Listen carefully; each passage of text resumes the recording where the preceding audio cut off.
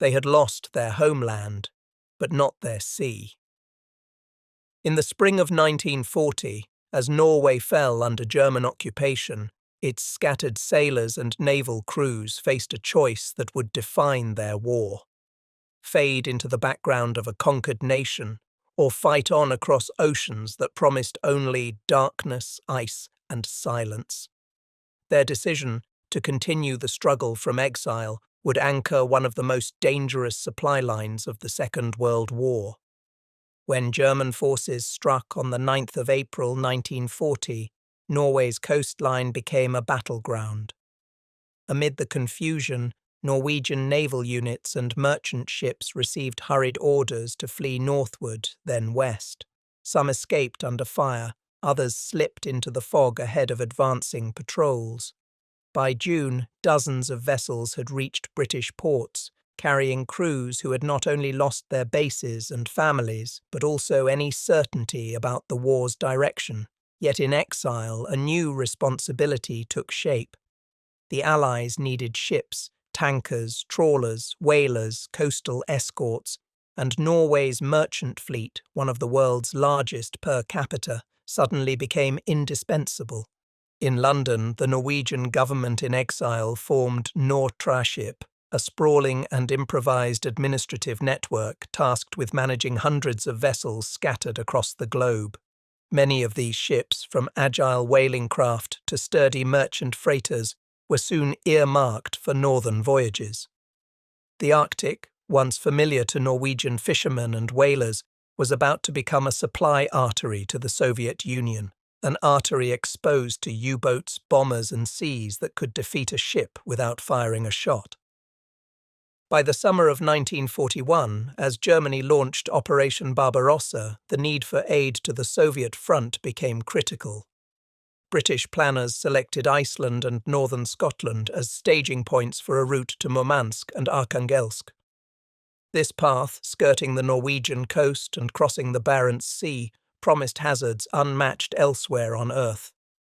For the Norwegians, who had navigated ice floes, polar night, and rough coasts all their lives, it felt both familiar and unforgiving, like returning to an old workplace now transformed into a battlefield. The first official Arctic convoy, nicknamed Dervish, left on 12th August 1941. Among its ships were Norwegian crews accustomed to harsh seas, though few had ever travelled in wartime conditions this extreme. They integrated rapidly into British escort doctrine at Skarpa Flow and Falfjordur, learning new procedures for blackout navigation, sonar searches, and tight convoy formation. These men, once coastal sailors and whalers, now found themselves operating alongside destroyers, corvettes, and cruisers of the Royal Navy, an alliance born not from diplomacy, but from necessity. Life aboard these early convoys revealed the immense challenge that lay ahead. Ice formed on deck railings, weighing ships down until crews beat it off with axes. Snow swallowed horizons. Compass readings drifted as magnetic storms swept through the polar sky. Norwegian captains, drawing on decades of Arctic experience, offered quiet guidance to less seasoned Allied crews, showing them where the pack ice shifted, or how a sudden change in wind could signal a coming storm long before radar detected it. Yet even the most experienced sailors sensed a rising tension. Soviet officials at Murmansk urged more ships, more ammunition, more aircraft components. Every delivery helped hold the Eastern Front together. Meanwhile, German forces concentrated aircraft at northern bases and increased U-boat patrols along the convoy route. As the escort formations grew larger, so too did the stakes. Each departure from Scotland or Iceland felt like a gamble against a sea that swallowed mistakes instantly. Despite the growing danger, morale among Norwegian crews held firm. Many saw the convoys not only as a military task, but as an act of national defiance. Their homeland might be occupied, but their flag still crossed the Arctic, painted on hulls steaming toward the Soviet Union under blackout skies. Every successful voyage, every arrival at Murmansk felt like a message sent back to Norway. We are still fighting. As August turned to winter, Arctic darkness stretched into full days and the convoy numbers grew. PQ convoys outbound, QP convoys returning. Each new departure carried whispers that German forces were preparing something larger, something designed to crush the route before it could mature. For Norwegian sailors who had survived the invasion, the sense of déjà vu was unmistakable, an enemy assembling strength while the defenders scattered across the sea waited in the cold. And as the first full winter approached, the men of these exiled ships realized that the worst danger had not yet arrived. Larger convoys, longer nights, and a more determined opponent were gathering beyond the horizon, preparing to test the Arctic route in ways no one aboard had yet fully imagined. The next convoy series would reveal just how fragile this lifeline truly was, and how quickly it could be broken.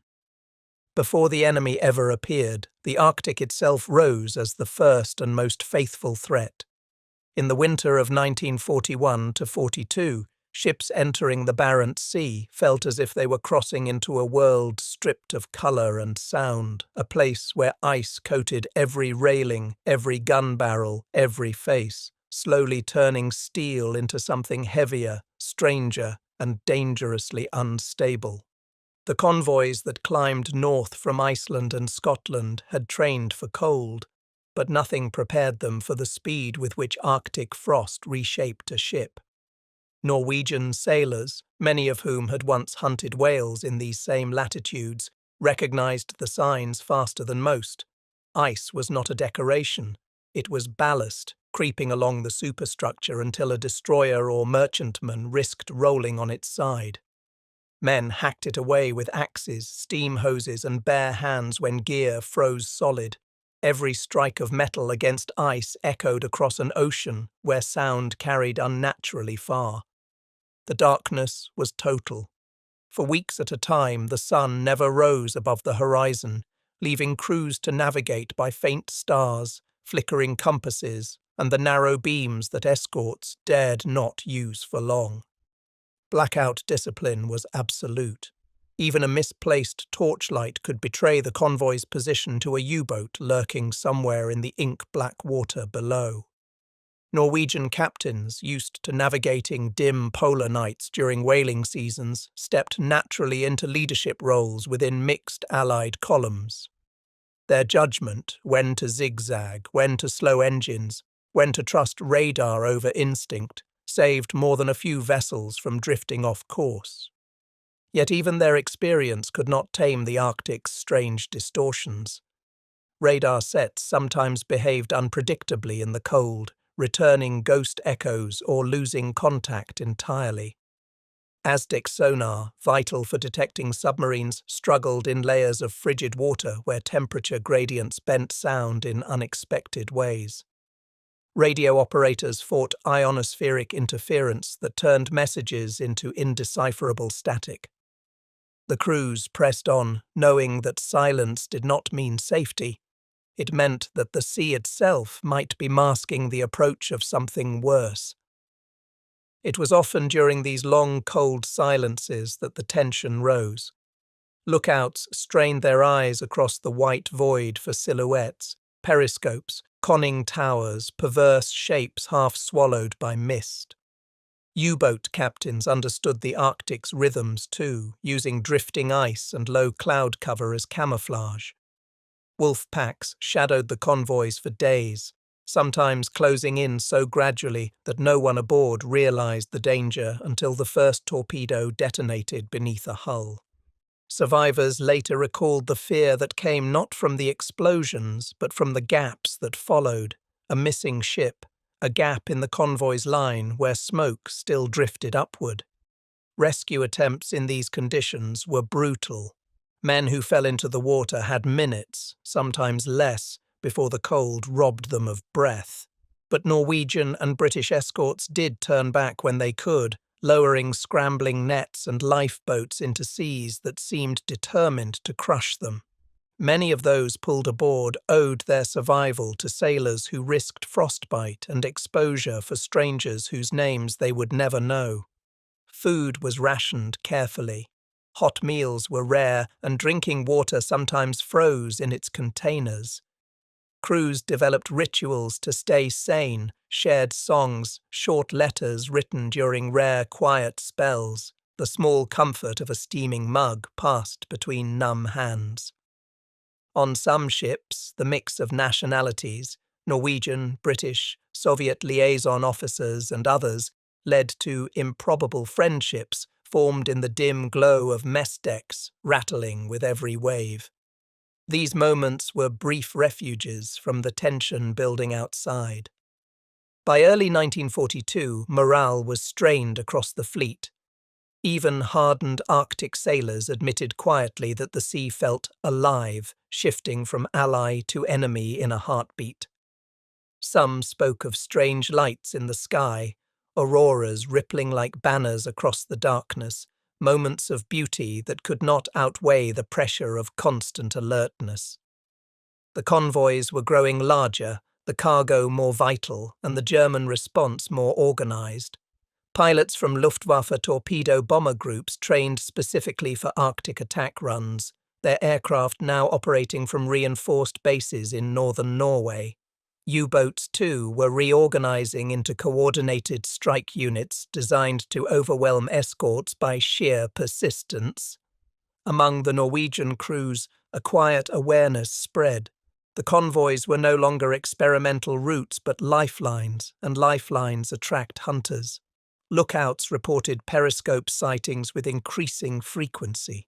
Acoustic traces flickered through ASDIC headphones. Ships began altering course more often, zigzagging even when seas were at their roughest, burning precious fuel simply to stay unpredictable. Still, the route held. Cargo reached Murmansk. Soviet forces fighting far to the south received engines, food, trucks, ammunition, everything that allowed the Eastern Front to endure. And every arrival carried the imprint of those Norwegian escort crews who had mastered weather that could freeze a man's eyelashes together in minutes. But beneath these successes, a darker storm was forming. Reports filtered through the home fleet that German surface forces, long silent, were preparing a major operation. The battleship Tirpitz had moved. Intercepted signals suggested an impending sweep into the Barents Sea. For the next convoy assembling in Iceland, this was not just another threat. It was the beginning of a crisis that would push the Arctic route to its breaking point. And as the signal rooms buzzed with conflicting intelligence, one convoy in particular would soon carry a burden heavier than ice, the weight of a decision that would echo through every ship that followed. They called it a lifeline, but in the summer of 1942, that lifeline began to fray. As the ships of Convoy PQ-17 pushed into the high Arctic, their wakes cutting through fields of drifting ice, no one aboard could have imagined how a single radio signal would soon unravel their formation and their safety in a matter of hours.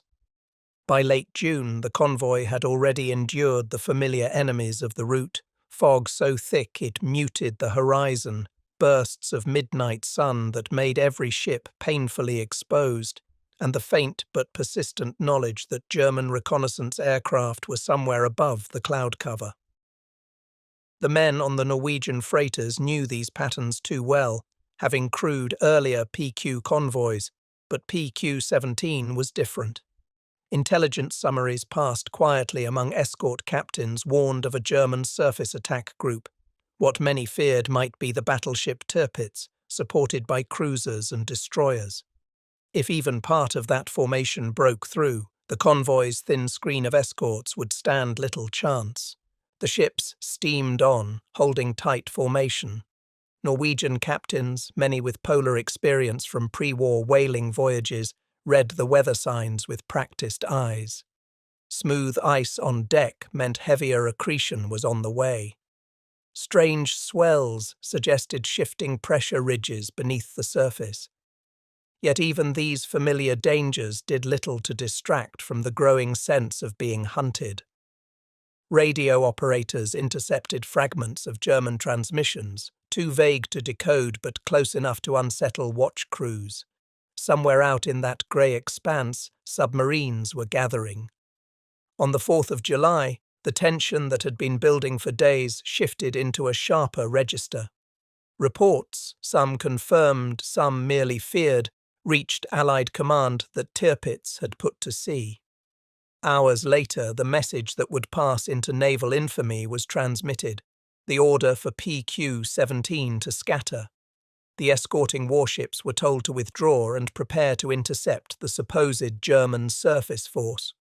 The merchant ships, slow, heavy and alone, were ordered to break formation and proceed independently toward Soviet ports. For the Norwegian ships, the command felt like a sentence. Convoys survived by cohesion. Ice, fog and U-boats were survivable when a protective ring of escorts held the formation together. But scattered ships presented perfect targets. One Norwegian captain later reflected that the ocean seemed to change shape after the order, as if the protective shell around them had suddenly collapsed. The Luftwaffe struck first. Torpedo bombers from units based in northern Norway, emboldened by the loss of escort cover, descended in coordinated waves. Norwegian merchantmen fought back as best they could, their DEMS gunners firing until barrels glowed faintly in the chill air. Some ships tried weaving through fields of ice to break torpedo approaches. Others relied on smoke screens that dispersed too quickly in the Arctic wind. One by one, ships fell behind or vanished in plumes of water and fire. Then came the U-boats. Operating along pre-scouted lines of advance, they found the isolated vessels scattered across hundreds of miles. Several Norwegian sailors wrote afterwards of hearing the dull thump of a torpedo hit at night, never knowing which ship it struck, only that it meant more friends gone. Those who survived the sinkings faced the bitter second stage of the ordeal, freezing water that gave a man only minutes of consciousness, and drifting lifeboats made nearly invisible by fog banks. Despite the chaos, some Norwegian escorts disobeyed nothing but their instincts and turned back toward the danger, rescuing survivors where they could. One small trawler, already overloaded, hauled aboard dozens of men from 2 different nationalities, its decks lined with frostbitten survivors wrapped in whatever blankets could be spared. They knew they could not save everyone, but the effort itself became a lifeline in its own right. By the time the remnants of PQ-17 reached Soviet harbours, the scale of the disaster was impossible to soften. Of the 35 merchant ships that had departed Iceland, only 11 arrived intact. The shock reverberated through the Allied command structure. Archival accounts show deep disagreement over the intelligence that had instigated the scatter order and over fears that had outweighed the proven strength of convoy cohesion. In Norway's exiled maritime community, grief mixed with bitterness. Many had known the men lost, and some had questioned, even at the time, whether the order made sense. Yet the route did not close. The demands of the Eastern Front were too great, and the Allies understood that halting Arctic convoys entirely would have strategic consequences far beyond naval calculations. As debates raged within Admiralty corridors, a quieter shift began.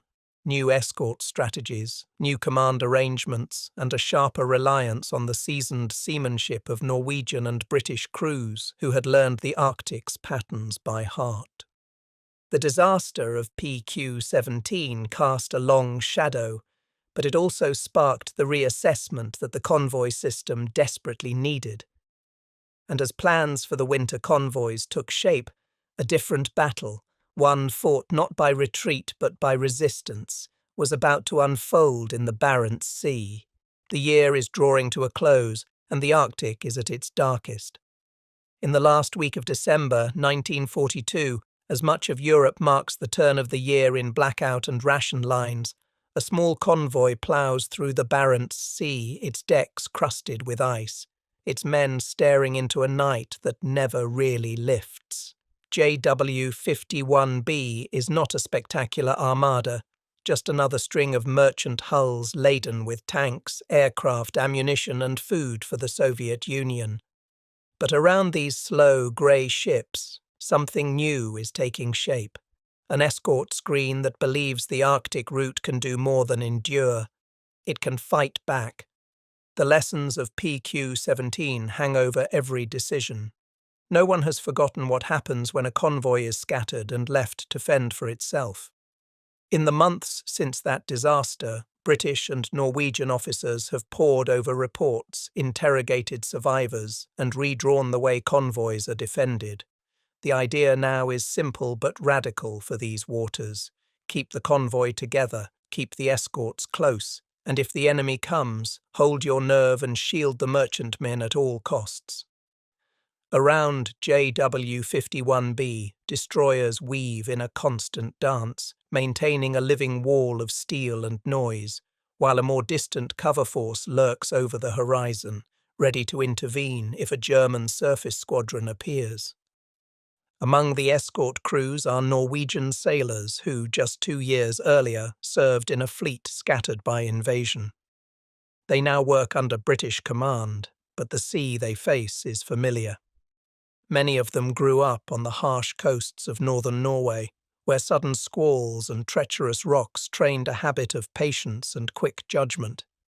They stand watch on icy bridges and exposed gun platforms, scanning for periscopes, gun flashes, or the hard, unnatural lines of a ship where only waves should be. Side by side with British and Allied ratings, they drill gunnery, practice smoke deployment, and rehearse emergency turns until the maneuvers feel instinctive. On paper, the balance of power in the Arctic seems lopsided. Germany has heavy cruisers like Admiral Hipper, the pocket battleship Lutzow, and destroyers based in northern Norway. A well-planned sortie could smash into a convoy like JW-51B, outgun its escorts, and send burning hulks to the bottom in a matter of hours. The German command hopes that another shattering blow will make the Arctic route politically untenable, sowing doubt in London and anger in Moscow. If they can show that the risks outweigh the benefits, the lifeline to Murmansk might be throttled without a single formal communiqué. But the German plan rests on assumptions formed before PQ-17, before escort doctrine hardened. As the New Year's Eve light struggles through the cloud, Admiral Hipper and Lutzow move to intercept JW-51B, supported by destroyers tasked with probing the convoy's defences. They expect confusion and caution. They do not expect a screen ready to stand and fight. When contact is made, it is not with the helpless merchantmen but with British destroyers that aggressively close the range, laying smoke, firing guns and using torpedoes to force the heavier German ships to manoeuvre. In that chaos of snow showers, gun flashes and drifting smoke, the escort's job is brutally clear. Draw fire away from the convoy and keep the German ships guessing. Norwegian and British officers exchange rapid signals, their ships darting in and out of visibility. The sea is confused, the bearings uncertain, but the escorts refuse to clear a path. Shell splashes climb around them, fragments gouge steel and freeze to the decks. On some vessels, communications falter as aerials ice up and cables snap. Men yell orders through speaking tubes and along messengers' chains, reverting to older habits when technology is blunted by cold. The merchant captains, following orders, hold their course as best they can. Their ships are not meant for battle, but they are not left naked on the horizon like PQ-17's scattered victims. They see tracer streak out from escort guns, hear distant explosions roll across the waves, and watch the smoke screen thicken like a moving fog bank between them and the flashes of enemy fire. It is still terrifying, but it is terror bound together rather than terror alone. On some Norwegian manned decks, men grip life belts and mutter quick private prayers. Others simply stare, forcing their hands to continue their tasks of de-icing, lookout, and tending the engines. As the engagement stretches on, the German plan begins to unravel. Hipper and Lützow find themselves harassed rather than triumphant, their targets obscured and their commanders uncertain of the convoy's exact position. Reports conflict, visibility shifts by the minute. Each time they try to press in, destroyers dart closer, launching torpedoes or firing main guns to disrupt their approach.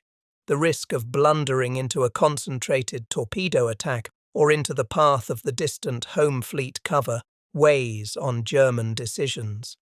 What was meant to be a clean, decisive blow mutates into a muddled action in bad weather. In London and Moscow, the battle is yet to be decided, but its consequences will soon ripple outward.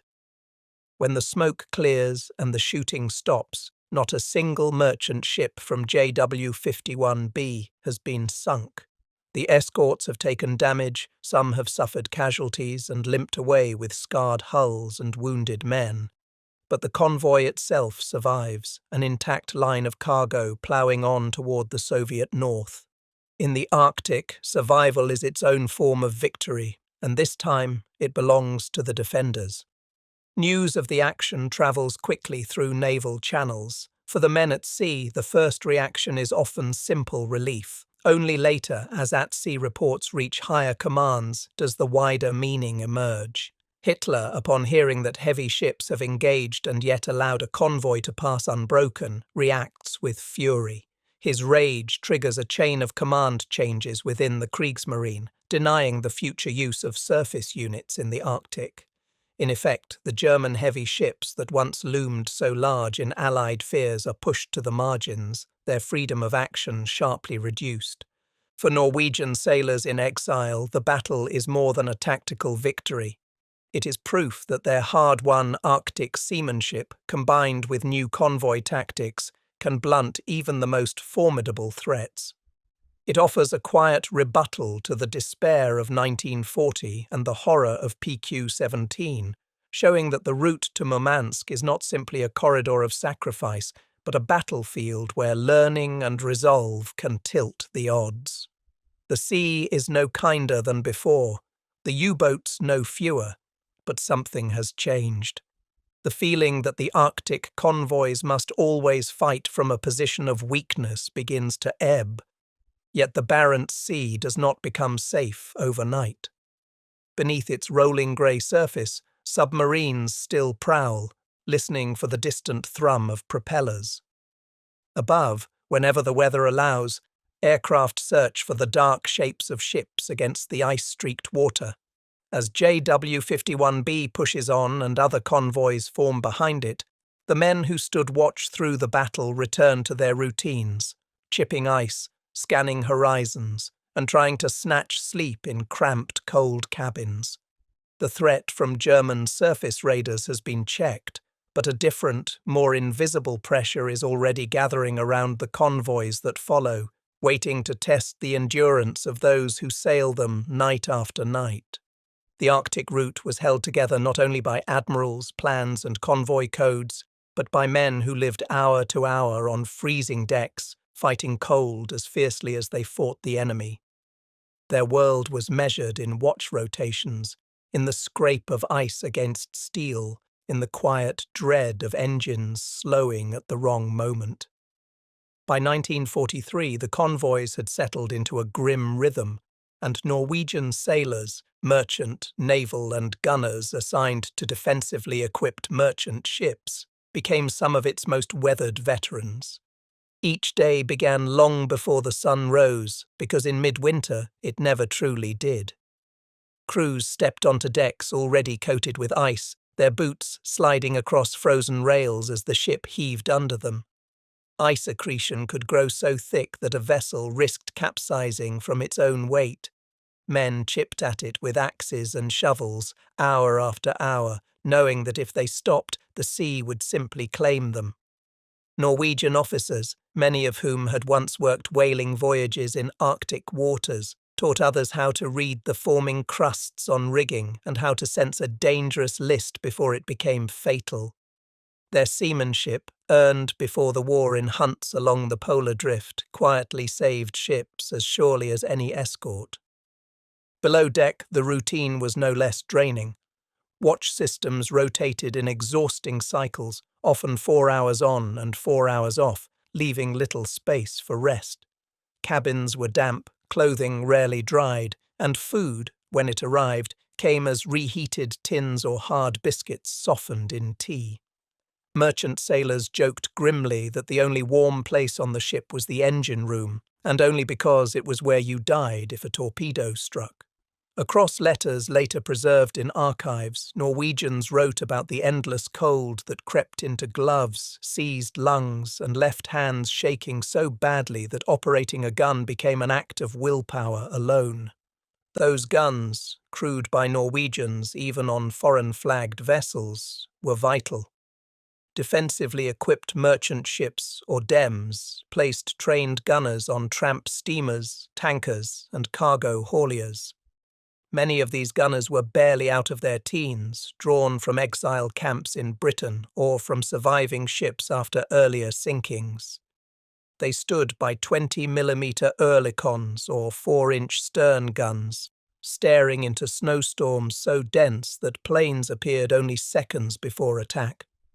When torpedo bombers from KG-26 or 30 emerged from the white glare, Norwegian gun crews were often the first to fire, their tracer arcs vanishing into snow as engines howled overhead.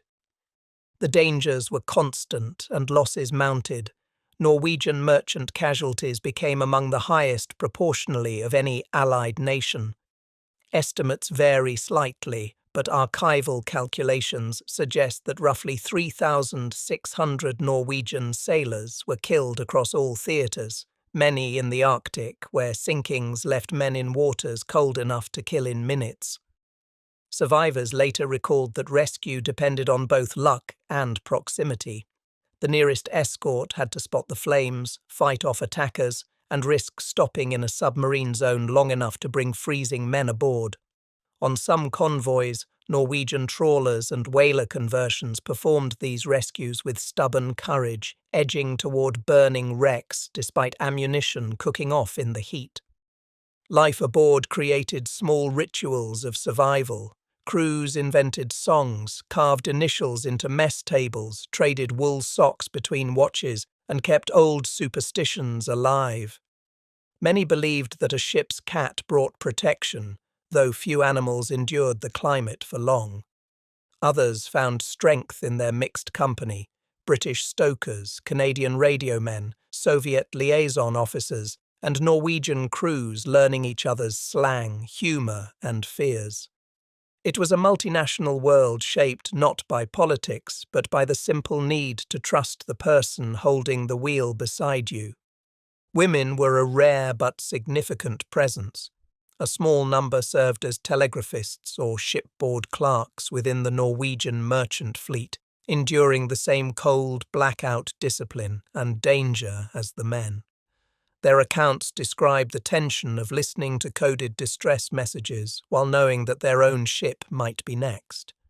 Though not common, their service revealed how broad the Norwegian contribution truly was, stretching across every role the convoys required. Every man and woman aboard knew that a ship lost was often a community lost, friends made in exile, messmates bonded through storms, sometimes entire families of sailors serving on different decks. When a vessel failed to appear at the next rendezvous, the news moved through the convoy like a silent admission of how fragile each crossing remained. Memorial rolls later compiled in Norway show repeated surnames from coastal towns where seafaring ran in the blood. One loss could hollow out a village.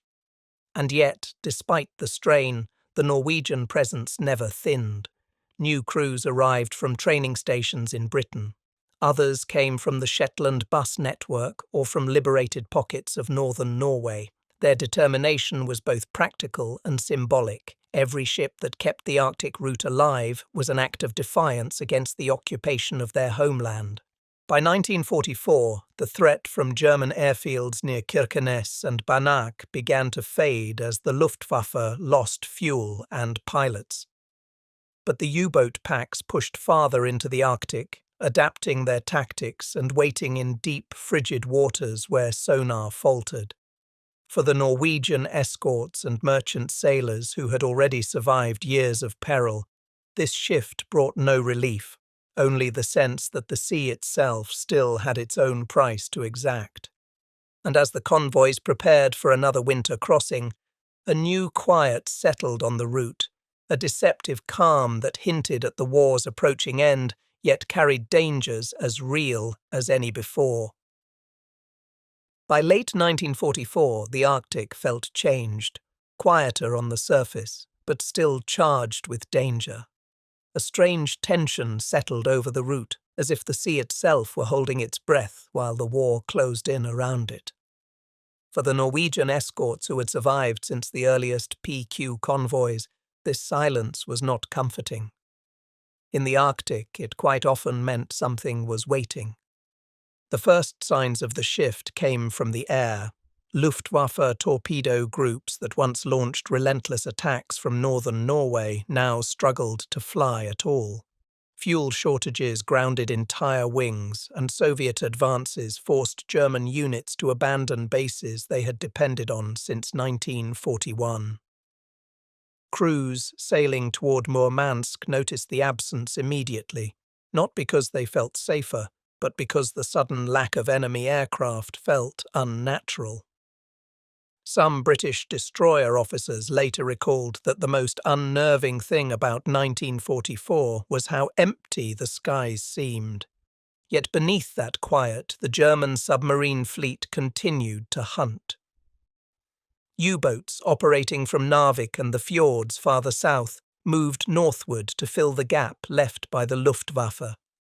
Their commanders knew the war was turning, but they also believed that sinking just a handful more Arctic ships might still slow the Allied supply flow to the Red Army.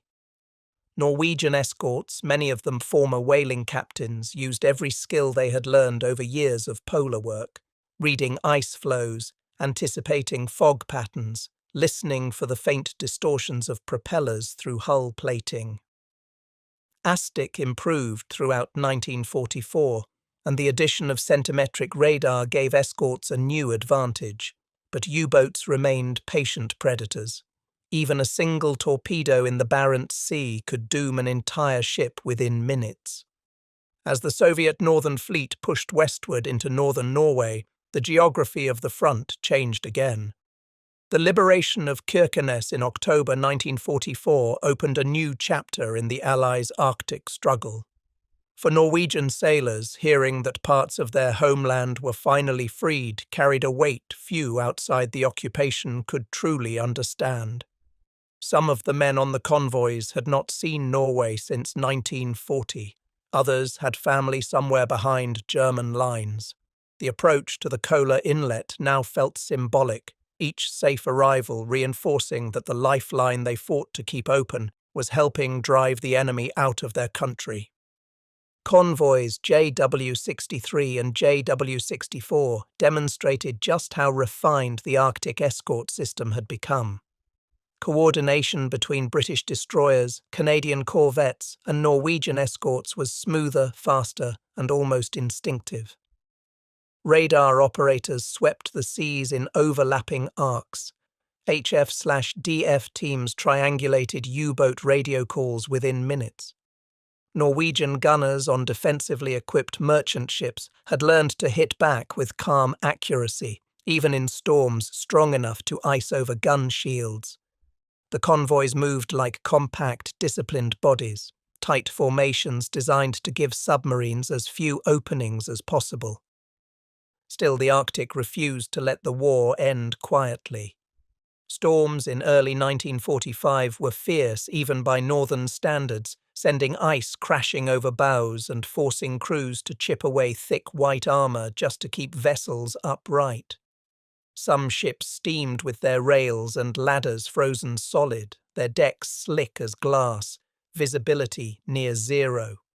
Men worked by touch rather than sight, holding onto lines strung from one part of the ship to another. In those moments, the threat of U-boats felt almost secondary to the threat of the sea itself. More than one officer later admitted that the only difference between survival and loss was whether the next wave rose a meter higher than the last. The final outbound missions, JW-65, JW-66, and the last of the series, JW-67, carried not only tanks, trucks, aircraft parts, and ammunition, but a sense of finality. Germany was collapsing on every front, but in the Arctic, the last U-boats prowled with the stubbornness of a force refusing to vanish. Reports from Allied intelligence warned that some commanders intended to fight until the very last hour, believing that a dramatic sinking near the war's end would be a final service to their collapsing navy. Convoy RA-67, the final return convoy from Russia, departed Kola Bay on the 2nd of May 1945 under a grey, uneven sky. Norwegian escorts, some of them veterans of PQ-12 and PQ-13, took their familiar positions along the screen. Though the Luftwaffe was no longer a threat, every man aboard knew that U-boats might still be out there, lurking in the deep channels of the Barents Sea. Sonar operators sat at their sets for hours at a time, headphones pressed tight, listening for the faint metallic rhythms of a submarine's propellers. The tension eased only after the convoy passed into safer waters near Iceland, where British coverage increased, and German operational zones dwindled into irrelevance. When news of Germany's surrender spread across the North Atlantic on the 8th of May 1945, many ships of the Arctic route were still at sea. Celebrations were brief, some spontaneous, others muted by exhaustion. For Norwegian crews, the moment carried a deeper resonance. The convoys had become their battlefield, their contribution to a war fought while their homeland lay under occupation. Now, as the conflict ended, they were sailing home through waters that had swallowed thousands. But victory did not erase the final puzzle the escorts now faced. What to make of the route that had consumed so many ships, so many lives, and yet ended without ceremony? The Arctic, in a way, offered its own answer. It remained as it always had, cold, vast, indifferent, and its silence posed a final question. Now that the guns had stopped, what would become of the men who had fought their war in the shadows of this unforgiving sea? That question lingered as the convoys dispersed for the last time, leading directly into the reckoning that followed when the world tried to understand the price that had been paid. The war ended with no grand parade for the Arctic convoys, no triumphant march through a liberated capital, no cinematic raising of flags. Instead, when the guns fell silent in May 1945, a strange quiet spread across the Barents Sea, a quiet so deep that sailors later said it felt unnatural, as if the ocean itself had paused to take stock of what it had swallowed. Norway's sailors, scattered across merchant decks, escort vessels, and exiled naval units, now faced a different kind of battle, the struggle to make sense of sacrifice, loss, and a legacy that many feared would fade beneath post-war politics. In the months immediately after victory, Norwegian authorities began the task of accounting for their dead. Nortraship, which had managed the Norwegian merchant fleet from Exile, was confronted with an immense, painful ledger. Thousands of Norwegian sailors had been killed across all theatres, and the Arctic route alone had taken an outsized toll. Yet families came forward with simple, heartbreaking questions. Where exactly had their sons, husbands, or fathers gone down?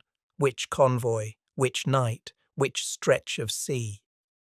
The answers were often incomplete, lost with vessels that had vanished into winter storms or been blown apart by a sudden torpedo detonation. Archival correspondence from the period reflects this quiet desperation, as Norwegian officials tried to cross-reference convoy logs, SOS transmissions, and Soviet reception records to reconstruct the final moments. Compensation debates soon followed, and they were fraught with tension. Merchant sailors argued that they had borne combat risks equal to naval personnel, serving on ships that were both lightly armed and prime targets. Some officials disagreed, citing differing statutes, wartime classifications, or the complexity of Nortraship's funding structure. Survivors remembered these hearings as draining, sometimes bitter, with widows and injured seamen sitting beside government clerks, trying to translate years of cold fear and service into something bureaucracies could understand. Although Norway eventually passed measures to acknowledge these sacrifices, the process left emotional scars that many carried into old age. Meanwhile, in the Soviet Union, recognition of the convoys took a different shape. Murmansk and Arkhangelsk had endured extraordinary hardships, and Soviet Northern Fleet officers remembered the sight of Allied ships forcing their way through ice and blackout conditions to reach their battered ports. In the late 1940s, Soviet memorials honoring the convoy effort began to appear, a symbolic gesture acknowledging a wartime partnership that would soon be overshadowed by the emerging Cold War. Norwegian veterans who visited Murmansk years later described the surreal experience of being welcomed with warmth and gratitude in a city that had once been the final stop on their most dangerous voyages. As the 1950s unfolded, the Arctic began revealing fragments of its wartime past. Fishermen occasionally reported glimpses of twisted metal on the seabed, shapes that looked like decking or collapsed bulkheads. Early salvage teams attempted limited surveys, but the Barents Sea jealously guarded its dead. Its freezing temperatures preserved wrecks, but also made diving perilous, with strong currents and sudden weather shifts sweeping away equipment lines and forcing divers to surface abruptly. Many of the ships lost in PQ-17 JW-51B's era, and the later RA convoys remained scattered across the seabed, visited only by cod, deep-sea currents, and the faint trace of their own wartime echoes. Survivors' associations began forming around this time, both in Norway and among the multinational crews who had sailed beside them. These gatherings were rarely formal. They were often just groups of men meeting in small halls, coastal cafes, or rented rooms near ports. They shared stories of frozen ropes that snapped like gunshots, of shipmates who vanished during torpedo strikes, of moments when U-boat shadows lingered on sonar long after crews had abandoned hope of rest. Some accounts conflicted on details, the color of flares, the timing of attacks, the exact behavior of radar screens in polar storms, but together they pieced out a collective memory, a mosaic of hardship and stubborn endurance. Norwegian museums later recorded these testimonies with care, understanding that the Arctic convoys had long suffered from an unusual kind of obscurity. They were essential to the Eastern Front and strategically vital to Allied victory, yet they lacked the public recognition of the Atlantic or Pacific campaigns. Veterans often remarked that their story seemed to vanish between nations, too British to be fully Norwegian, too Norwegian to be fully British, and overshadowed in both places by larger theatres of war. Their legacy sat in the margins, waiting for someone to pull it forward. By the 1970s and onward, historians began to reassess the route. Academic studies highlighted the complexity of the convoys, the multinational coordination, and the disproportionate Norwegian sacrifice. Under occupation, Norway had lost the ability to fight a conventional war at sea. Yet through its merchant fleet, escorts, and Arctic-trained crews, it had shaped one of the most dangerous supply lines of the conflict. This contribution, once understated, slowly found the recognition it deserved. Even today, the Arctic remains a quiet keeper of unresolved stories. Wrecks still lie in deep, dark waters, their positions sometimes known only to a few archivists. Families in Norway still maintain small household memorials to relatives who went down on a convoy, even if the exact circumstances remain uncertain, and historians continue debating details such as the precise Lend-Lease tonnage that reached Soviet ports or the exact composition of specific PQ and JW formations, reminders that war's legacy is rarely clean, rarely complete. And so the Arctic convoys endure as more than a chapter in naval history. They are a testament to endurance under impossible conditions, to cooperation forged at the edge of the world, and to a nation that kept fighting from exile, ship by ship through ice and blackout and relentless attack. The sea has not returned all its stories, and perhaps it never will. But the echoes remain, carried on cold winds that sweep across the Barents Sea. Echoes of sailors who crossed a frozen frontier so the war could be won, even if their names faded far too quietly into the years that followed. If this story helped you understand the harsh, forgotten world of the Arctic convoys, consider supporting the channel so more untold histories can be brought to light. Like the video, share it with a friend, and subscribe for the next journey into the past.